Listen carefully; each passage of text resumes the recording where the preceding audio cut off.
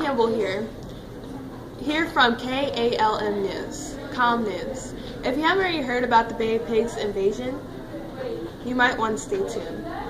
Apparently, a Cuban nationalist named Fidel Castro drove this army into Havana and overthrew General Fulgencio. What's going on in Cuba, Adriana?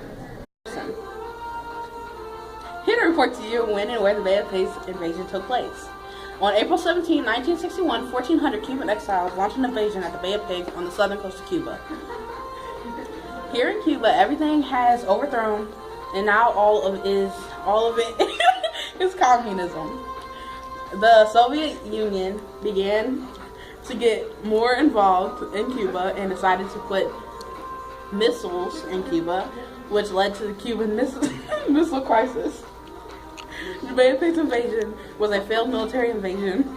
Back to you.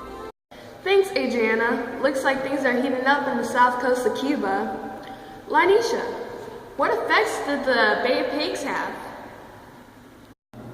Hi there, I will be talking about the long-term effects about the Bay of Pigs and how they have effects on the United States and other countries.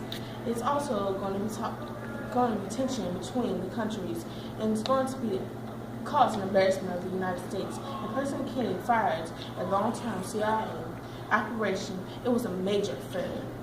The failed invasion strengthened the position of Castro's administration, which proceeded openly to proclaim its intentions to adopt communism and pursue closer ties with Soviet. What a shame. Our operation was a major fail. I just found out some breaking news that Castro had turned Cuba into a communist country. If you ask me, it seems like they're a little too close to the United States.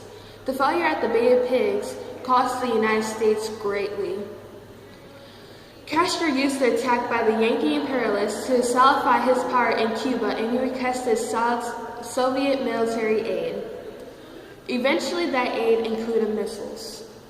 And the construction of missiles based in Cuba sparked the Cuban Missile Crisis of October 1962.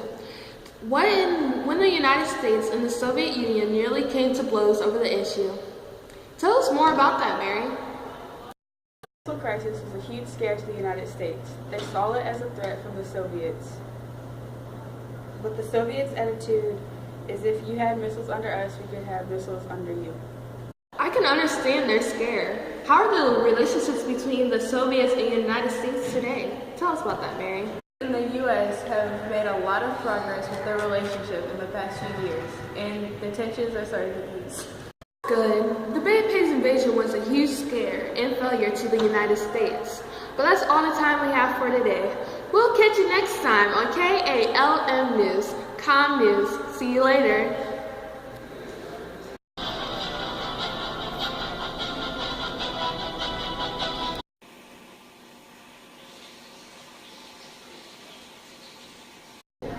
Sorry, I wasn't ready.